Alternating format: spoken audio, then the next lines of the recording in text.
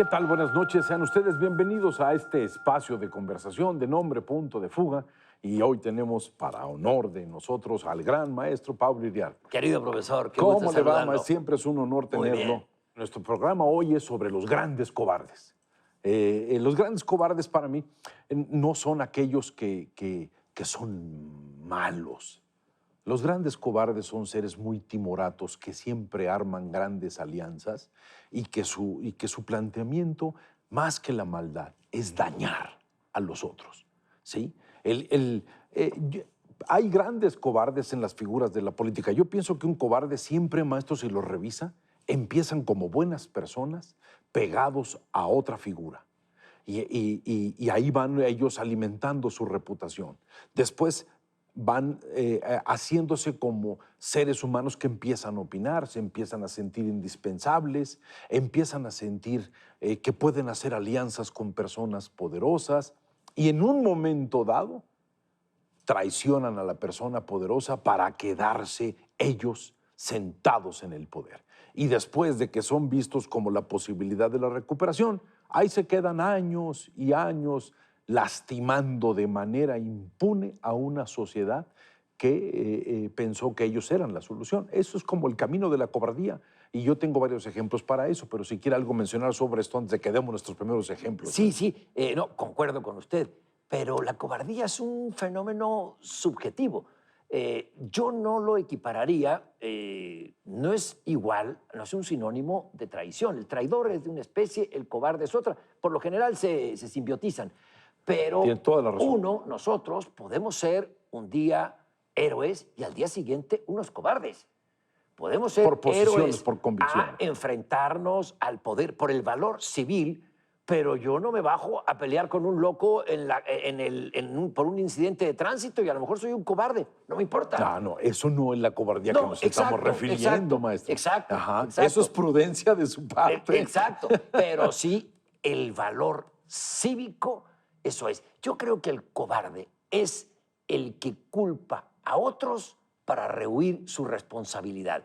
Y cobardes otra son, cosa. lo que Muy usted bien. ha subrayado muy bien, los que abusan de su poder para atropellar a los demás. Y luego se suicidan, se esconden o Y que eluden esa su gente que responsabilidad. inocentemente creen ellos. O se Mire, hacen los loquitos como Pinochet. le voy a poner un ejemplo para mí de cobardía y que fue como una figura, era como mítica. ¿Se acuerda de aquel señor que le llamaban Papá Doc?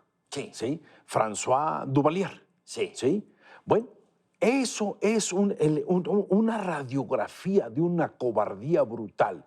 Empieza como un médico reconocido, es un hombre que estudia varias cosas, es un hombre que es amado por su población, inclusive él les dice y plantea que él no solamente es un gran profesionista, sino también tiene estas dotes de sacerdote vudú.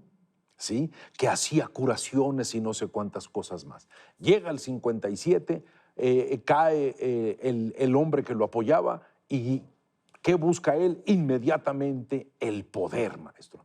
Y en el poder se vuelve autoritario, sanguinario, brutal y toca algo que es fundamental. La superstición, la religión, se vuelve como un personaje, un santo Benoit de la religión vudú. Inclusive llegó a afirmar que John Kennedy había muerto por una maldición de vudú que él le había echado. Y ese señor se volvió en un hombre sanguinario, brutal, cobarde, elemental, que por supuesto dejó su poder en el Baby Doc, que era un bueno para nada, que casi tocaba el cretinismo, ¿sí? No solamente empobreció al país más pobre de América Latina, sino verdaderamente se convirtió en un símbolo de esos seres humanos que aprovechan una circunstancia para dañar a otros de manera brutal. Los Doc de Haití, maestro. Sí, era un cobarde, usted lo ha dicho muy bien, era un cobarde. No era el clásico dictador latinoamericano. El tipo siempre estaba escondido, tras de sus gafas oscuras, leía, no confiaba en el ejército. Papá Doc creó este grupo de choque llamado los Tontón Macuts. Los Tontón Macuts, Macuts, sí. que eran unos tipos sanguinarios, brutalmente sanguinarios, civiles y que mataban a garrotazos, esos eran los que cuidaban a Papa Doc, además del ejército. Entre el ejército y él había esta capa de ejército Desconfianza, maestro. regular, que eran los Tontón Macuts. Y detrás de esos lentes oscuros escondidos estaba Papa Doc, un criminal. Y su hijo no fue cosa menos. Su hijo era un bueno para nada, como Era usted un lo dice. cretino, Ignorante, maestro. cretino. Asumió el poder a los 19 años. A los Exactamente. 19 años, Muere de diabetes el papá Doc, ¿sí? Sí. De insuficiencias renales. sí. Y este Baby Doc cerraba el aeropuerto de Puerto Príncipe para hacer carreras. Para hacer carreras.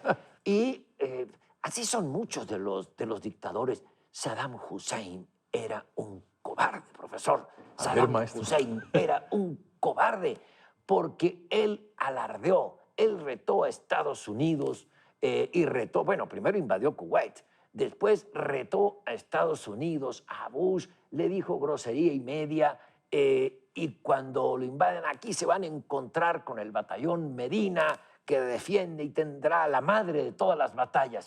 El tipo se escondió. Sus hijos eran, pero la maldición de Irak, unos cobardes. Hay un caso que uno de los hijos, el hijo mayor de Saddam Hussein, había una boda, entró y se llevó a la novia. Se llevó a la novia. O sea, Maestro, eso es esos la son cobardía. cosas- Y al novio, y además a los chiitas, a todos, hasta les cortaban la lengua, los mataban, había fosas de cadáveres. Es decir, tal vez fue un error estratégico de Bush invadir Irak, pero Hussein no se merecía menos. Y cuando entran los Estados Unidos, pues me tocó ver ahí cómo el batallón Medina dejaron tirados sus uniformes. Y lo fueron. único que hicieron fue huir de algo que no tenía sustento, ¿no? Y él se escondió. Él no dio batalla. Él se escondió en un hoyo y en un hoyo lo encontraron. Fíjese, qué triste final para alguien que vivía en las opulencias. Sí. Ahí le va otro cobarde que para mí también fue como representativo, pero este fue calificado de bufón excéntrico. El gorila Idi Amin, ¿se acuerda? Idi Amin Dada, claro. De Uganda.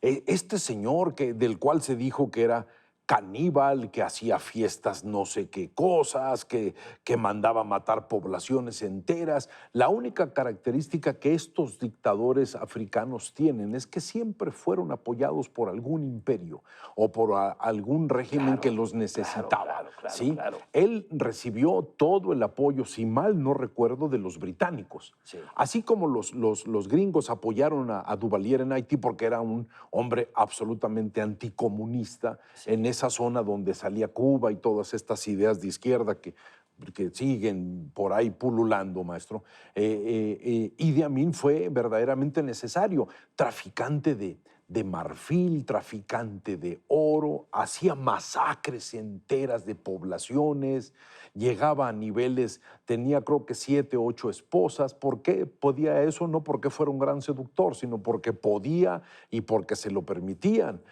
Dejó como 35, 40 hijos. Cuando llega la crisis de la guerra, creo que con Kenia, él empieza a perder sobre todo el apoyo del régimen que lo necesitaba, y en ese momento queda aislado. Pero lo interesante, maestro, le dan asilo, creo que los árabes, y muere después de vivir 11, 12 años en una suite muy lujosa de un hotel. Parece ser que sin el castigo que mereciera un cobarde de esa naturaleza, el gorila Idi Amin Dada. Y a propósito de la cobardía y de la valentía, una vez llegué de noche, tardísimo, venía de Libia a Alejandría. Llegué a Alejandría, en Egipto, a un hotel, del nuevo hotel, a la orilla del mar, y cada cuarto tenía el nombre de un huésped, de los que habían estado ahí. Y me tocó un cuarto donde había sido huésped Muhammad Ali. ¿A qué viene cuento esto? Muhammad Ali se negó a ir a la guerra de Vietnam. Y todos lo metieron a la cárcel, y sus contrincantes o futuros contrincantes decían... Era un hombre muy inteligente. Le decían ¿no? gallina, que era un miedoso, que había tenido miedo. Pero ese hombre miedoso luego sale, se rehace y enfrenta en el ring a George Foreman. Ese para mí es un valiente. Enfrentarse, pasar de un acto llamado de cobardía, que para mí fue una decisión de conciencia, a enfrentarse a Foreman, que hasta minutos antes de la pelea en Kinshasa, en Zaire, fueron a decirle, hay posibilidad de no hacerla porque lo van a matar. ¿Se acuerda que eso era la leyenda que él, y lo iban a despedazar? Lo iban a matar. Sí, y lo que vimos fue una brillante estrategia en el ring. Y Norman Mailer, este gran escritor, periodista norteamericano, dice, estuvo ahí, él lo narra, dice, por primera vez vi miedo en los ojos de Ali. ¿A qué voy? Se vale tener miedo, pero no ser cobarde. Y ganó Ali en la pelea más grande del siglo pasado. Eso es una gran idea, porque el miedo nunca se va a separar de los seres humanos, pero la cobardía se presenta en momentos claves de decisión donde tú marcas un rumbo completamente diferente. La valentía y este tipo de cosas son valores que a lo mejor tienen que ver con la gallardía, pero la cobardía tiene que ver con la indiferencia, la parálisis del alma. El cobarde a veces tan solo con la parálisis del alma y la indiferencia ante las cosas hace más daño que aquel señor que puede perpetrar. O sea, las dos ideas son peligrosísimas. Sí, claro. Y ahí viene el que es cobarde, el que tiene poder, y es cobarde porque no se atreve a tomar decisiones. Mussolini. Mussolini hace la marcha sobre Roma en Italia, tan cercana a su corazón, y no escatima violencia, va matando gente. Él, por cierto, en esa marcha sobre Roma no llega en la marcha, sino que llega en tren. Y al entrar a Roma, el primer ministro le dice al rey Víctor Manuel III, hay que apresar al cabecilla de todo esto, que se llama Benito Mussolini. Y al rey le da miedo, le dio miedo. Dijo, no, vamos a aplacarlo. Llama a Mussolini y lo invita a formar gobierno. Y Mussolini se queda ahí 20 años, desangra a Italia, se mete en la guerra de Abisinia y luego mete a Italia en la guerra mundial aliada de Adolfo Hitler. Amparado en eso. Un cobarde, Víctor Manuel III. Vittorio, el famoso Vittorio Emanuele. El tercero, el segundo fue un grande. El Vittorio Emanuele III, un cobarde. Para variar, no frenó. El hijo que llega y destroza la imagen de inteligencia de un ser humano como Vittorio Emanuele padre, que era un hombre que tenía grandes cosas de estadista. Oiga, maestro, Ceausescu, con la misma historia, los hijos como Dráculas atormentando a la población. Sí. O sea, Videla, Galtieri, maestro, que es un poco más descafeinado que Videla, ¿no? Yo creo que Videla es la representación de una crueldad. Pinochet, maestro. Sí. O sea, lo que representan Videla y Pinochet en una herida que yo creo que no va a cicatrizar en muchos años. Las heridas de ese daño de cobardes militares que fueron verdaderamente brutales, maestro. Videla robó niños, es decir, a los que torturaban, maestro, y mataban en la Argentina o desaparecían, a los niños, en lugar de entregárselos a sus abuelos, a sus tíos, los entregaba a los mandos militares que querían adoptar. Es decir, mayor crueldad imposible. Y aquí tuvimos al gran poeta argentino Juan Gelman, exiliado en México durante la dictadura, que se pasó la vida buscando a su nieto y lo encontró. Hay historias. Qué cobarde era Videla. La cobardía provoca historias entrañables de gente buscando reivindicarse en la existencia.